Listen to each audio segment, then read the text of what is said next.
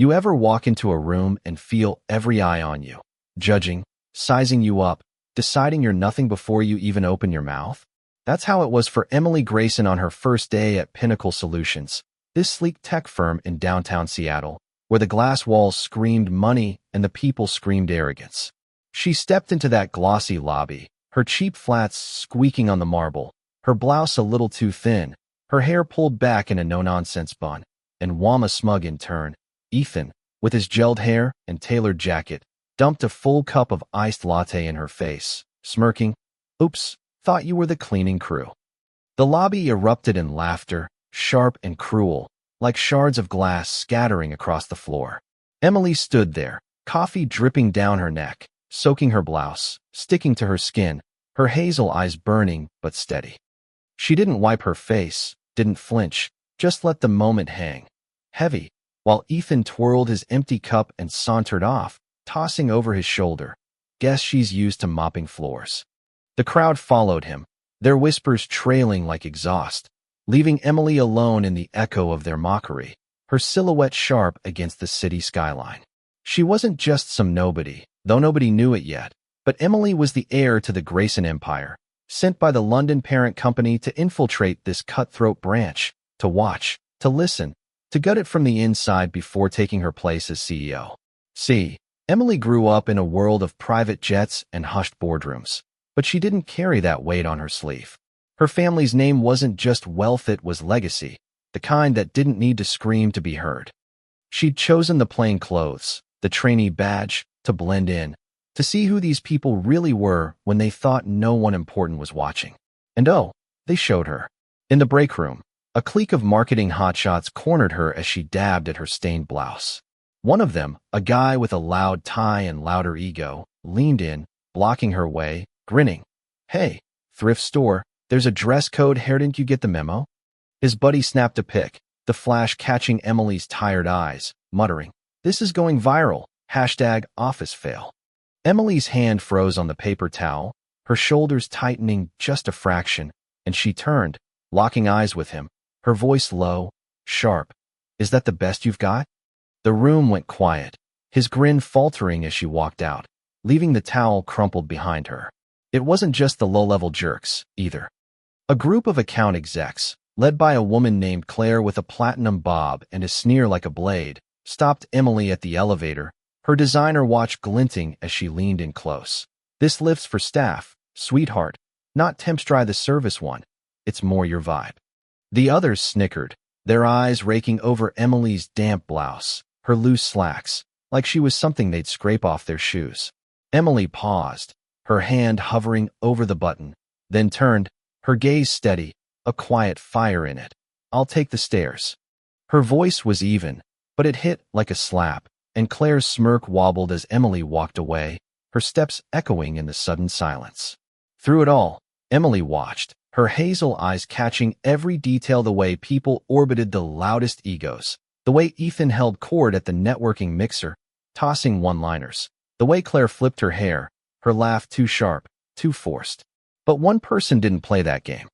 Ruth, a senior analyst with a gray bob and a stare that could cut through steel, stood by a pillar, arms crossed, watching the room like a hawk. When her eyes landed on Emily, something flickered, not pity, not judgment, just knowing. Ruth walked over, her heels clicking, and handed Emily a thick folder, stamped confidential, whispering, "From the chairman, review the restructuring plans before tonight's meeting." A nearby intern overheard, his jaw dropping, stammering, "Wait, what? Who is she?"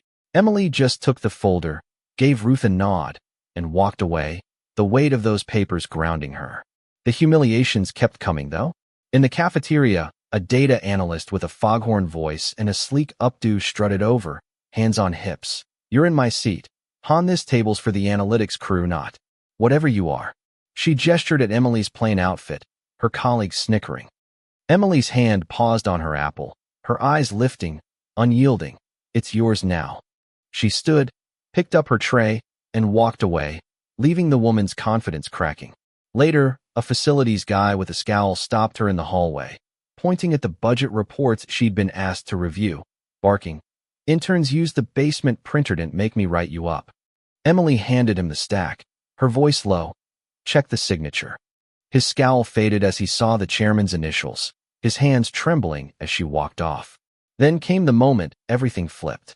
The CEO, a young guy with a suit that screamed money, stepped out during the mixer, spotted Emily, and bowed low, deliberate, like something out of a different era. The room went dead silent. Ethan's phone clattered to the floor.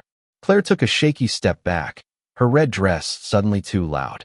The CEO's voice cut through, clear, steady. Everyone, meet Emily Grayson, our new CEO of Pinnacle Solutions U.S. division here to lead our entire restructure. The air vanished.